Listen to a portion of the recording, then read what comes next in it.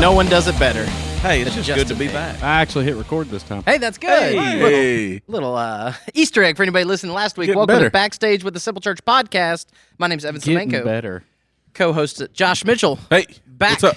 I'm back. And joined again. Did Justin you Haigler. have a child thing? Is that what I heard? Like a Oh, show man. or? He was supposed to. A show. Oh, it was a show, all right. Yeah. Well, that's good you brought that up. We are going to get back to last week first before we start Yeah. this week. So first of all, I was supposed to have a parent-teacher conference, and it got canceled, and I didn't find out about it until I got there. Wasn't that disappointed? Drove all the way there, sitting there in the office. It's on the understand. way home, and I know what it is. Dom, he just wanted to go home early, Dom don't want to pay guys. attention. We know what it is. But what I wanted to talk about is I heard that you called Jordan wise, and I got a problem with that. Jordan was bragging about it. He's This man is a Florida Gators fan, and you called him wise. Well, as I often stated, sometimes I should be quiet and wait before I open. Oh. Truth is, I don't even remember saying it. I don't Oh, even. know what Jordan the- remembered. I What said, was the I said context? something, and you said, and you're really wise for that. Yeah, I said, you don't even remember what you said. Amen. Though, Took do it to you? heart. Well, I don't know, whatever. Me neither. Well, we were in some heavy discussion, as It was. you can only imagine. You missed last week. You can go download Backstage with the Simple Church, Yes. talk some about the kind of the sermon prep and going through some tragedies, and then Yes. the message yesterday kind of recapped and culminated all of that. Woo, that's the thing, man. It's like I really appreciate. I didn't get a whole lot of emails today, so the good thing is I guess everybody's processing that. Simmer down. I did have a lot of text of people just saying they appreciate what was said and how it was said, and me addressing it. Just because I'm trying to. In Sunday morning, you only have a short amount of time. Shorter than just about any church in America. Yes, and that is all intentional. It is. So the behind the scenes of that is why we always said you would rather people leave wanting more than thinking to themselves, when is this guy getting done? So that was a strategic move in an ADD generation, and that was 18 years ago we were starting. We're not that. getting better. No, so we were trying to, and we've about the same, maybe a little less than where we were when we started, because we're trying to give you information that can lead you to Christ, point you to His way.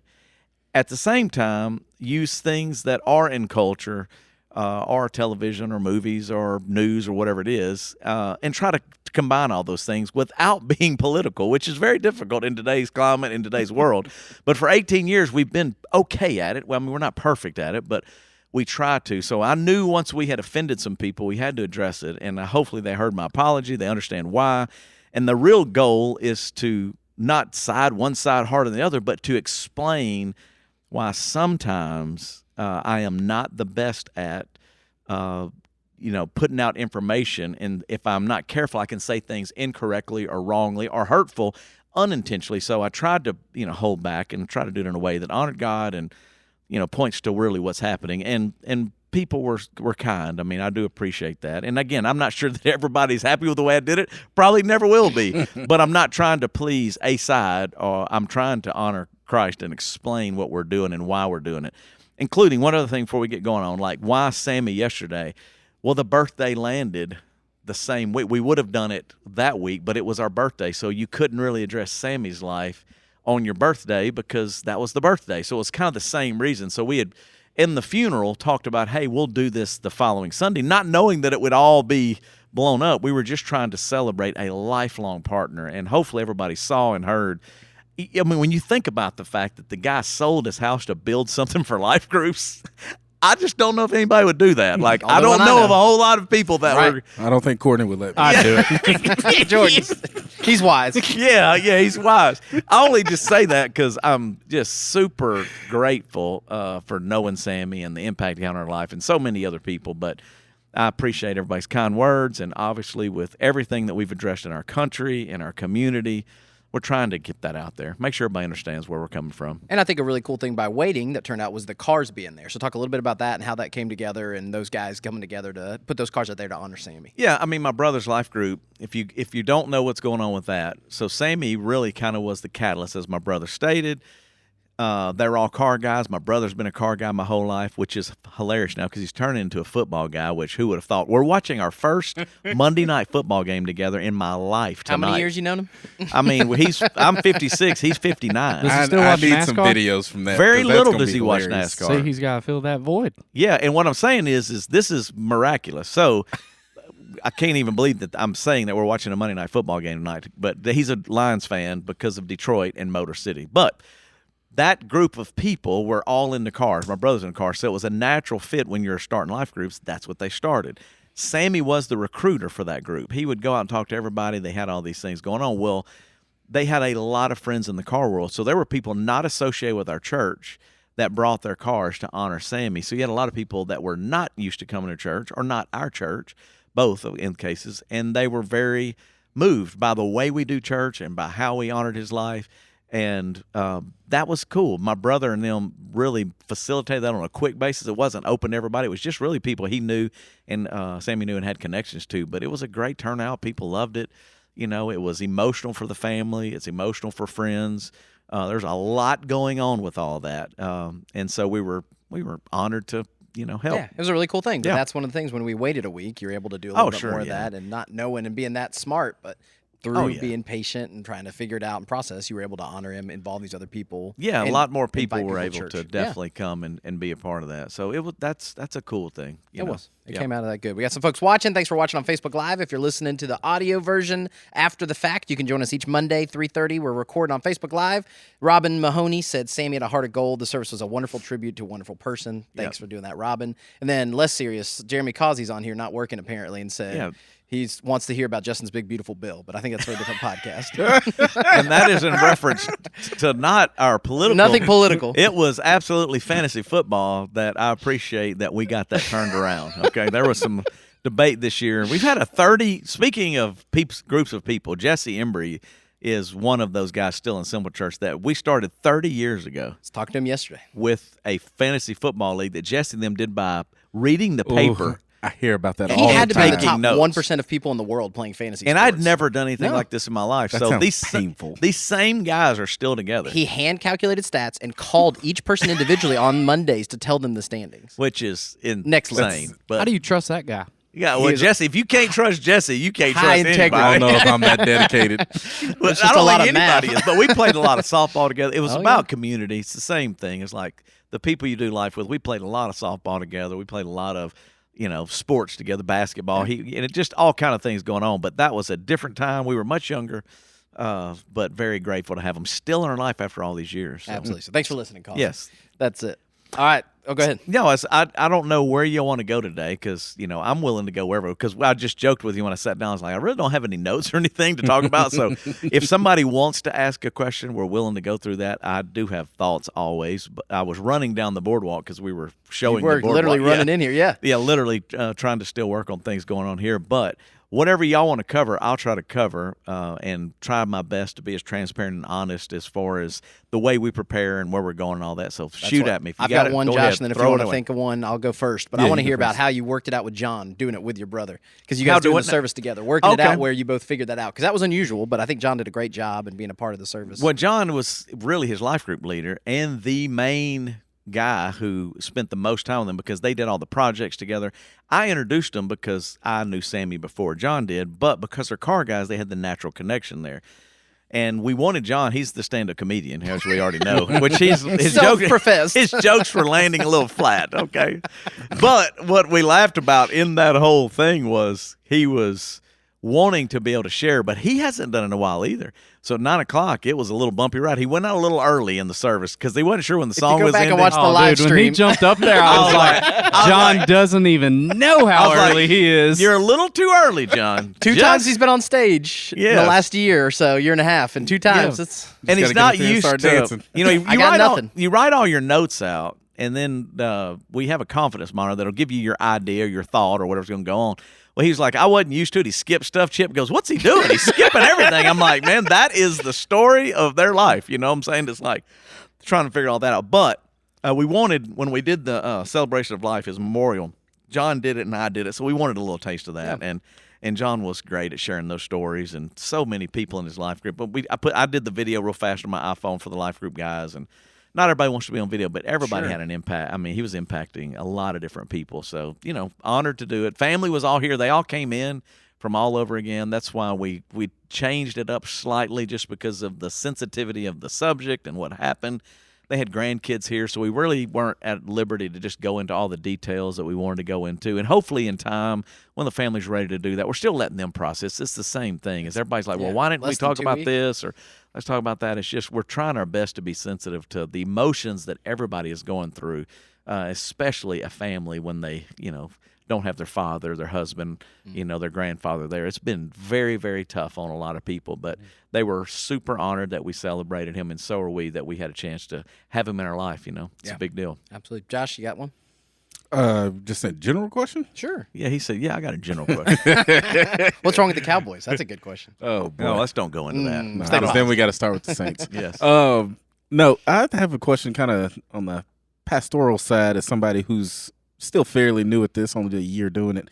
When you start your process of writing your message and what you're going to talk about and everything, and even the series in general, where or when do you bring in your culture references? So like when you find your movie clips or and I know Steve Hartman, I've found the playlist. I just comb through that a lot of times too for whatever I use. So there. pastor. You got to remember when I started, we didn't have Steve Hartman, so there was no. Worship House Media. Yeah, we'll explain that. I think it's a great question. You want me to go now? Is there any other thing else along with that? No, just Okay. So here is what the general rule is for me, and I'm giving the tips of once I say it, you'll never not be able to see it. In general, what I try to do is picture, video, music, or story every couple of minutes. And the reason why is Doug Fields, who's he was a student pastor out at Saddleback with Rick Warren and all those guys. Doug was one of the first guy I saw to do this. 90s. And it was, I was coming up in the early 90s, and then in the 90s, we went to Rick Warren's church and did Saddleback and all that stuff, and then Doug was the youth pastor. And when Doug would get up, he would have something funny. It would just be a picture. Nobody did that back then. So it would be a funny picture of him Cutting edge, or yeah.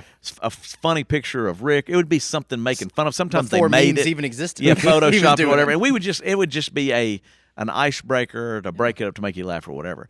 Well, as time went on, my personality became I would see things, think about things, or whatever's going to go on. And I'm obviously a 80s music guy, so there's all those reference to that. There's all these different movie things. There's whatever's going on. Well, if I was talking about something, whatever the subject may be, then you would try to find something that supported that or lightened it up or helped you see something differently. And sometimes it's just comedy. And the reason why is not everybody is funny. And so what we used to learn coming up is if you're not funny, then find something funny, show something funny. So in other words, don't try to be what you're not. Like my brother did it this week in a great way. He's showing Sammy and Neil Sean, and that's funny because if you see the hair and the, literally big hair on both of them, We it's saw just a side by side of John and somebody else today at lunch. That's pretty accurate. right. Stay tuned. Yeah, stay tuned for pre-show this week. But what happens is that just lightens people up, and then he made fun of himself. So he threw himself out there. Well, it's the same thing. It just makes them laugh or connect with it, where in this ADD generation, you're not looking at anything for more than a couple of minutes. So what you're trying to do is tie a truth of Scripture to something that they may be familiar with, and sometimes that's funny, sometimes that's emotional, sometimes that's a story, sometimes that's a picture, sometimes it's a movie clip. And we did a lot of movie clips early days. And one of the reasons why is there was places called Wing Clips. There's a lot of different companies that were doing that. Or our family loves movies, so we'd go to the movies, and we launched at a movie theater, so you have this huge screen behind you.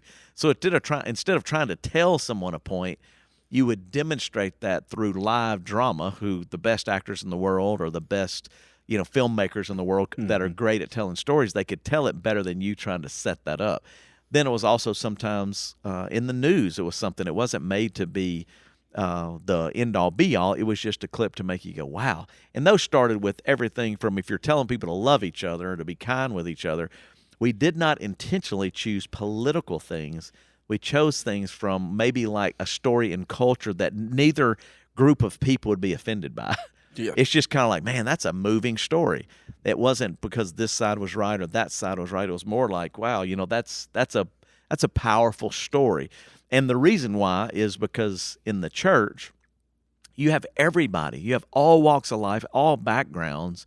And so you're trying to be sensitive to that so that something that may be important to one side or one important to the other side, it didn't cause division. It just made everybody come together because it was the truth of Jesus told them in a different way or visualized in a different way that maybe would bring us together as opposed to separate us. And Jesus used stories. Yeah, I mean, he was the best at how it. he taught. I mean, it's what he used in the culture, and everyone at that time would have known about fishing, would have known about planting seeds. I have a feeling if he had movies, he probably would have used one. Or I so. think he would. Yeah, he might have. I think so as well. Pretty good because they're universal truths. Yeah, right? and in today's world, I always say it, there's nobody doing it the way we're doing it. And one of the reasons why, this is another little inside for the people, is because we don't sell our stuff. Mm-hmm. Okay, so now think about it. Like all the people we look up to in the pastoral world, they have their own names and their own ministries, and they have their own way of making money. So they'll sell a clip, or they'll sell a book, or they'll sell this book I'm reading right now. whatever it is. And so what they do is in their sermons, it's the same way too. If you're broadcasting that, we're using all these things from culture, and we do have rights to those things. Sometimes people think you use that without justification or whatever. Fair use. Yeah, there's fair use. And then that's why I always tell people to go to our app to watch it as opposed to on YouTube, because YouTube don't know you have all those things, so they protect it. So we just go to the app because we're protecting and all that. But it's just trying to use those things.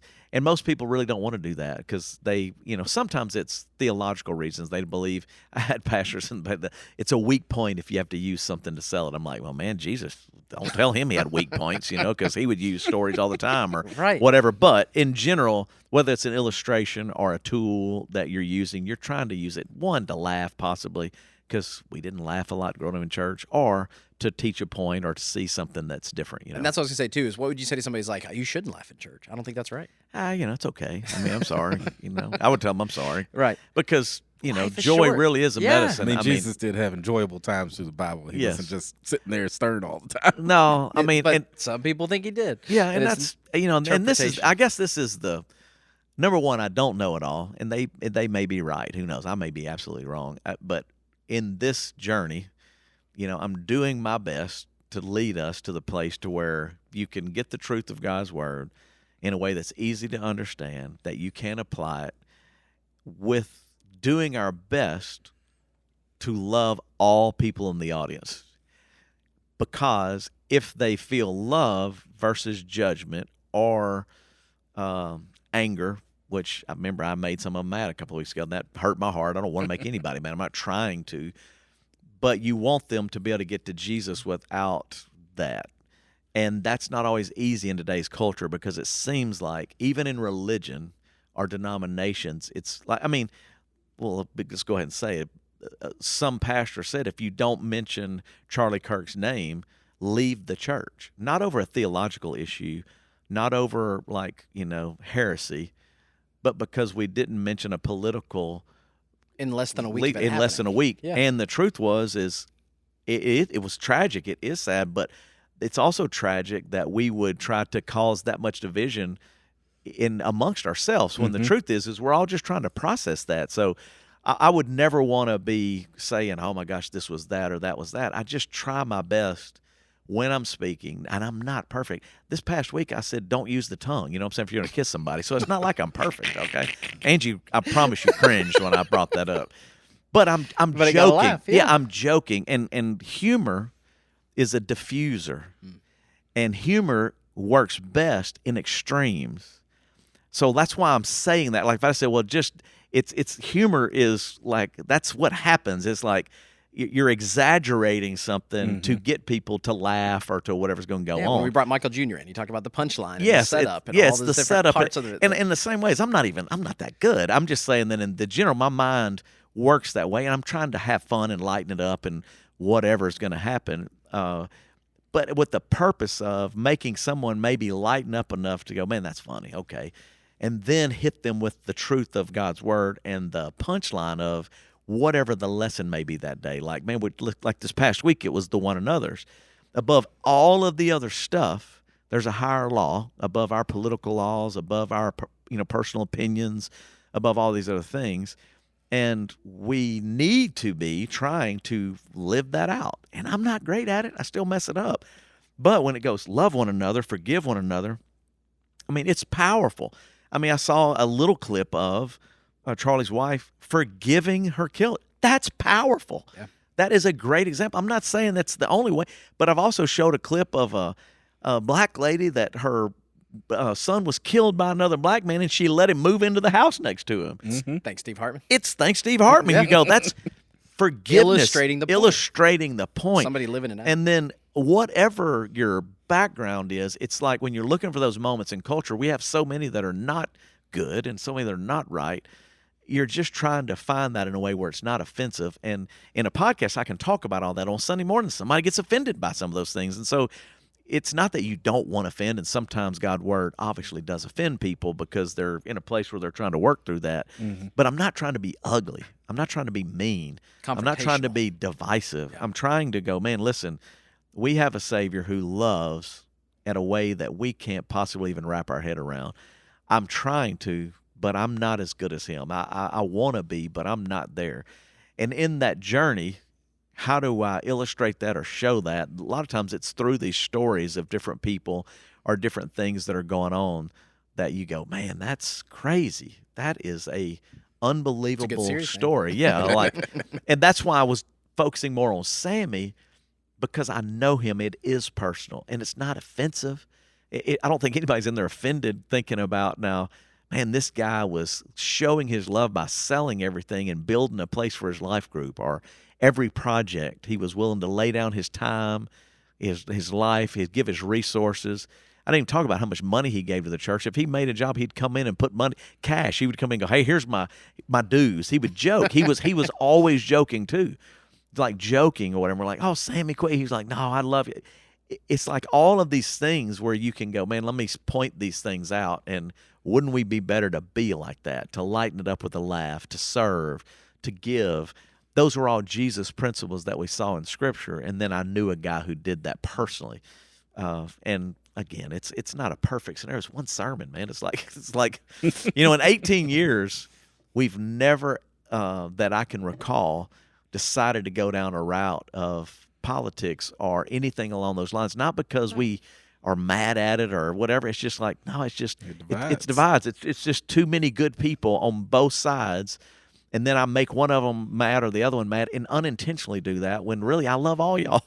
I really genuinely do, and I want us to come together. And how we're going to come together is by focusing on what we agree on, which is the law of Christ, which is above all other law. And then we need to kind of live that out. And I'm not perfect at it. None of us are, but we're trying to navigate that. And we've done okay. And then I tell them, talk's cheap. It's a whole other thing to walk out of there and go do it. That's why I was focusing on like a Sammy, or for us, whether that's in Haiti or whether that's in when a hurricane comes through and we go down there and rebuild people's houses or whatever it is. It's like, it's not just a sermon. It's your life. It's how you live, So I hope that makes sense. Absolutely. And despite what some people say, we actually do believe in reading the Scriptures and at Simple Church. Yes. So we put the one Pretty important part. link in there. We post it on social media. If you're listening to the podcast, go check it out in the show notes. And that's a great resource to go and study and learn more. If you want to go deeper, if you want to go further, go check that out. Spend some time this week and go and check that out for free. Yeah, and I mean, now you have technology that allows you to do it. I mean, we used to hand it out. If you remember, we made notes and you handed them out on the bulletin. You filled it in. From the beginning, we did that. And part of the criticism, I think, and it's just sad to me, honestly, that as believers, we're not known for unifying. We're known for kind of eating each other alive. You know what I'm saying? Tearing everybody up. It's preposterous to think that we're doing all this just because we want to do it, when obviously every week there's Scripture involved, and honestly, quite a bit of Scripture is involved. Now, there's different methods to dissect that Scripture, and there's not in my opinion, a right or wrong. I think there's valid, people and valid options to go expository line by line, and then there's others. It's okay to be topical. It's okay to do different things, and we try to make sure that it's all distributed in the context of what it was intended by the Scripture. But people way smarter than all of us have been debating this a long time. And so that's why there's so much discussion over those things. But the one thing that you do not argue over is the fact that it is based on the love of Christ. And we're called to love each other, and we're called to serve each other. And there really is a higher law. When you go love your enemies, I mean, he's kind of, leveling the playing field. He's like, I'm not joking about this. This is going to be tough stuff, but this is what I'm calling you to do. So that could be, in their time meant one thing, and our time means something else. Their time was Roman oppressors Yeah, that are so literally outside their house ready to ready to stone them. And it's just so crazy because all of that is really kind of pushed aside, and we miss it. And I'm trying my best. I got so many different series in my mind, like we were talking about. I've got one series I've been working on and thinking about, and then we have Thankful coming up because I sat down and ate lunch this past week with someone who just came back from the Gaza Strip, which I didn't even bring all that up because once again, it's political. It's one of those things where, but what I don't get into the politics. I just think about the people. And I'm thinking about like the videos that I saw and the person that's sitting at the table with me that has been over there serving, and the pain and the difficulty and the struggle to be able to talk through all that. And then what he's seen and the videos that I got to watch, I'm just like, God, not all that's on the news. And they're not sitting there talking to a guy who's serving and trying to meet that need. But all I can do is pray for God's Spirit to be over him and help heal him and him walk through what he's going through. At the same time, hundreds of thousands of, if not millions of people in the middle of a struggle that we have no idea. Man, we're drinking bottled water sitting in air conditioning and you care about what I say, are mad about it. And there's people out there hoping they get a meal for their child today. It's just such an American. I mean, I almost cussed right then, so y'all can thank me for gearing down. First world problem. Yeah, it's just, come on, man. Like, and if we can see from Jesus' eyes, for God so loved the world, it's not just a us thing. It's an everybody thing. All colors, all backgrounds, all religions, all cultures, everything. And so as a Christian, we should care, and we're not great at it because we're Americans and we're battling through that. And then we're Americans, we're so blessed, we can't even see the homeless guy because we're worried about my PlayStation not working or whatever, It's like, and I could go through so many things, and then I'm just as guilty as everybody else because it's the culture that we're in and the heartbreak and the grieving. And no one had sent me an email about that. Nobody sent for the hundreds of thousands. No, there didn't. And I get it. I'm not mad at either side. I go, I don't even know how to process all that. It's so difficult to watch, to see. And then all I can do is like I said last week, is try my best to point people to the hopes that is in Christ and then do what I can where I can. So I'm here. And I'm going to try today when the call comes in to go do that, or if I'm in the restaurant and trying to be kind to the server and tip well and encourage, just like when we do that with anybody, to try to be the light in the darkness. And everybody's got a lot of darkness. There's a lot of things people are going through. And that was sometimes in our church, Sammy and the Rachel's family. Both of those were dark, difficult. Right now, like Krause and Annabeth Krause and didn't even get to talk about it. We had another one of our members diagnosed with cancer, leaving to go to MD Anderson. My heart breaks for them. I'm praying for them. I'm trying to figure out how we can walk with them and what do we need to do. And Joel is one that's been with us from the first mission trip to Alaska all the way through every re-roof my houses. Mission trip in 2001. Like, all of these different things. And you're going, these are people.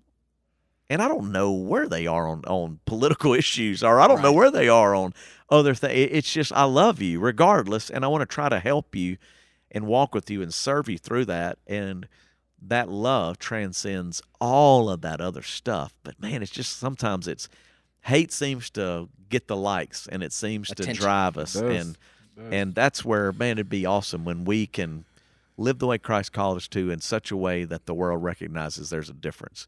And that's whether that's an insider or an outsider, and even more so for an outsider, so that they can see it, I think a great outsider example, we put it in the pre-show this week, and Robin Horton posted it. We put it on our social media, is the story about the lady whose son got baptized that was one of the debt relief recipients. Yeah, that's a cool story. I mean, okay, so we had the idea. I mean, Robin found the company or whatever it was, and we were just going to raise money and then pay off people's medical debt. And we ended up, was it $5 million worth or something? $50,000 donation. Turned You into bought the medical debt and it turned into $5 million. Yeah, $5 million worth forgiven. of No medical And the strings debt. original attached. goal was like only 10, 10,000, I think. Yeah. So we were Yeah. going to try to do $1 million, ended up doing $5 million, whatever. Well, you don't know the stories, but this is a family that she just came to church and she says, I want to find out who paid my medical debt. And I found y'all because it didn't say anything. We didn't put a note like, come to Simple Church. Right, right. It was just like, hey, man. And it was like 7 parishes. yeah, So it like was all North over. So Louisiana. she just came in, was emotional. She brought her son, and I met her after service. I try to meet everybody after the service and love and high five and say thanks and whatever was going to go on. Well, she just said, hey, I'm one of those families that you paid the debt for. And I was like, you're the first person to tell me that in person. We had notes, but never in person.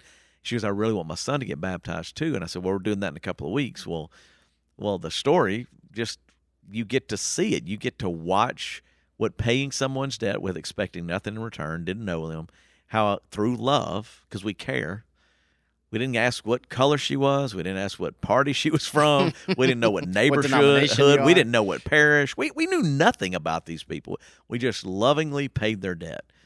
And then that moved them to come and to surrender and to follow through in baptism and say, I want to follow Jesus and go public with that. It's just a beautiful picture.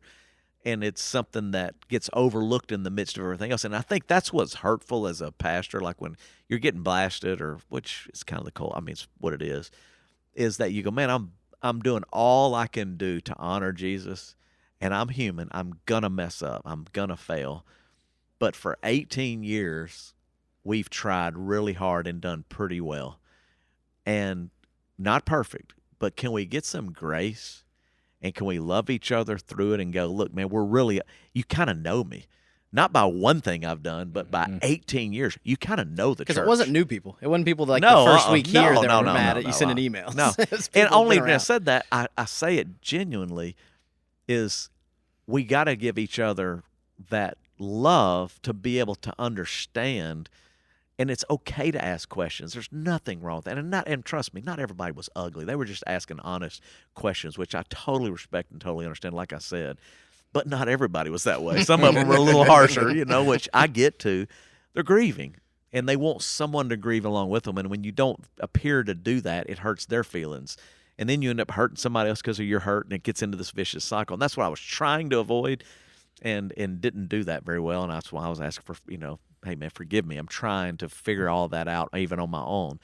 But in the end, that there are people and there are debts that are being paid by our Savior, and we represent that in the way that we talk to them, the way that we treat them, in the way that we demonstrate that love. And it can't just be talk. It has to be action. And Jesus didn't just talk about it. He went to the cross. He demonstrated. In the same way, that's our call. And I want to read one a text. You don't know, I'm going to read it, and I'm not going to tell you who it's from, but this was an encouragement yesterday. I was sitting there at the house watching the Cowboys get stomped.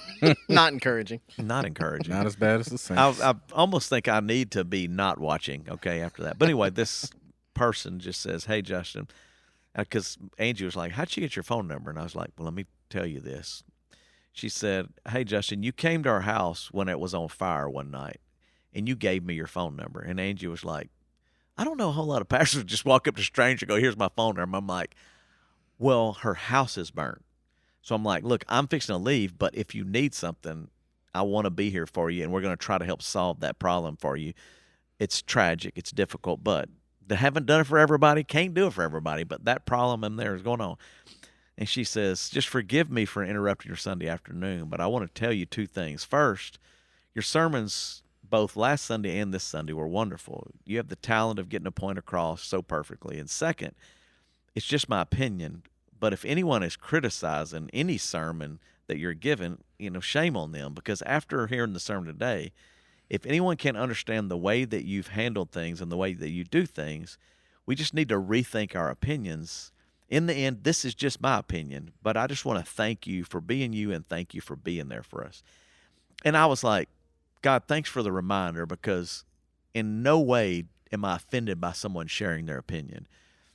I am hurt, and I don't want to be this way either, where you attack someone because their opinion is different. But then above all of that, none of that matters to me. I was just encouraged that even in that night when I got called out for a fire, which I never know what I'm going to do, this woman found me preaching. And then she started watching not just one sermon, she watched multiple sermons. Mm-hmm. And why would she do that other than the fact that I came to her and served her in a dark moment for her? And she was like, if he's willing to do that, then I got to find out what their story is. I got to find out who he is and why they're doing. So, like, the sermons come and go, but the way that we treat strangers in their pain or in whatever stage of life they're in really matters. And it was like God was going, see, I told you, like, you don't like getting called out in the middle of the night.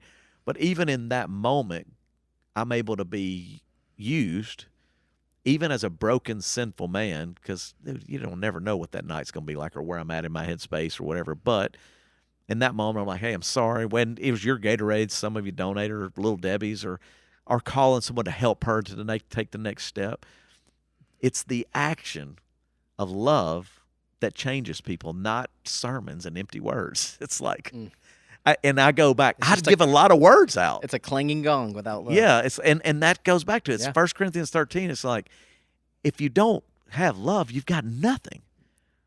And so I'm like, man, God, don't let me be just a clanging cymbal. Let me show that by my actions. And so as a church and as staff members and as a congregation, we demonstrate our love, whether that was during COVID, which was very politicized.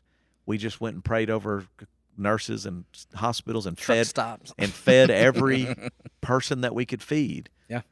Just to go, we love you and we thank you for your doing. If it is the police officers, do you remember when we stayed up until Police midnight? station, yeah. Went to the police station and Shift fed change. everybody a shift change, and just want you to know we love you. And that was in Shreveport. And I remember people kept their kids up to do that. And I'm like, They didn't have school. yeah. But kids don't stay up You're to right. do that. Like, I mean, realistically, like, it's midnight and you're out there standing in the middle of the night in what some would say is an unsafe environment and just loving on the. And I remember police officers crying. Yeah. Because it was a hard time. Going on their shift, just weeping over a child that says, I love you and I believe in you. And because it's a person. They're not You know, robots. yeah, They're it's not machines. a robot. and- It's like, and then you go through like, and who do we want to be known as? Like I've said it before, sermons. I hope that's not what we're known for. I mean, they're necessary to some degree. I mean, I get it, but man, like if that's all we're known for, singing and speaking, man, we really fell short. And there's so many needs. Like we're going to do food coming up for Haiti. You know, we're doing the Laugh for Good thing where we're having some comedy and Dustin Nichols is coming in and all those things. We can put that on the Yep, show we'll notes put it and in you there. can buy tickets. But we're doing it all for a reason. It's like there are kids in a third world country that are starving, that are hungry, and we can laugh, have a good time, and raise money and go help our friends. And it's through relationships. Will McGinnis and Mark Stewart, our friends from Audio Drill and all this stuff, these guys, it's like we'll go help them with that. It'll be the same for a backpack program or for Snack helping bags. the Snack snack bags or whatever it is. It's like putting shoes on the feet of kids or bikes at Christmas or whatever. You could go The ice through cream all man of these showing up at things. schools. Yeah, Spud, all of those little things. But like, that's what really matters to me. It's like when we can put love into action, love really wins. Now, by the way, Cowboys lost yesterday, but I saw a glimpse of something that shocked me. Is on Dak Prescott's wrist yesterday on his tape, he had written out "Love wins." So if somebody knows Dak, I'd love to talk to him about what that statement meant even to him. We Because tried to talk to Dak a couple times. Yeah. We want that hookup. yeah, but I still think it's cool that he was telling to himself and he was willing to write that out there to go, look, man, we cannot hate each other. Cowboys might not win. Yeah, Love. Cowboys. Yeah, and trust me. I want to know if Dak remembers me tackling him freshman year in high school. Oh. Ooh, It was What a claim gang to tackle. I didn't get credit for it. Don't you worry. didn't. What position did you play? Defensive and offensive line. It was on both sides of the line. Oh, so you just that big of a guy, you can go both ways. Mm-hmm. And so you tackle. What was it? An end around? What happened? He scramble? Or did Oh you yeah, sack him? no, they just ran all over us because they were the biggest team. Seventh grade, 8th grade, my freshman year, and then that was when I stopped playing football. We lost to one team every year. It was Houghton. Yeah. Go Mustang. Hey, and that just proves, you know, when it's not about the X's and the O's. It's the Willies and the Joes. It's who you're playing. They were feeding them out there in Halton. Oh, there's some big boys out there. It's all about the players, I promise you. All right, I got one more thing, then Josh, you can wrap us up if you have one more thought or question, but I want to know a little bit about Tunnels to Towers and why you're going this week, and tell some folks that maybe haven't heard you talk about it before, why it's such a big deal to you. All right, so back to action. Okay, first responders literally risk their lives every day, and you're not reminded till tragedy. But I see it, experience it, and when I came into the chaplain role, I knew it was important, but you were looking for an organization or a way to help. What I loved about Tunnel to Towers is a fireman took his last steps, ran into the tower to save people, died, but his brother took up that mantle and said, I'm going to honor everyone who has lost someone in the line of duty, from military to first responder. And he created an organization to pay off the debt of the house of the fallen first responder or military personnel. So if you serve military or you serve first responder and you're killed in the line of duty, you have a spouse and children left behind many times. They took on the burden of taking care of their mortgage, if nothing else. And they've done it for 1,000 people plus and continue to do that. Well, the run is a fundraiser for them, and it's in New York. And what makes it special, obviously with 9/11 happening there and, hundreds of first responders dying in the line of duty, those family members still line the tunnel when you come out. So their friends and their family members still hold their pictures. Now fixed to be 25 years later next year, so 24 years, to never forget and to honor their loved ones and say thank you for helping other people who are experiencing that loss. And it's very moving. It's very powerful. It's an awesome statement. And it's a lot of fun. So, like, in the midst of that, it's reflective. It's tearful at times. There's a lot of people that have experienced that. They walk out there, and there's 40,000 to 50,000 people on the run. So just get in your mind how many people that is. There's a lot of people. But what is powerful is to have all people come together, white, black, young, old, different states, different cities, different politics, all united to do good together and to make a difference. And it's pretty powerful and awesome to be a part of it. Well, the other thing that they've done that really connected us, we had no idea when we started. They created what's called the Do Good Village, which that was another like God aha moment.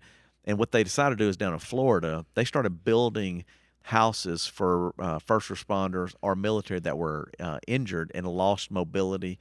So they're special need houses. So they have all of the stuff set up in there, and they're all in one neighborhood so that they can support each other and have a community.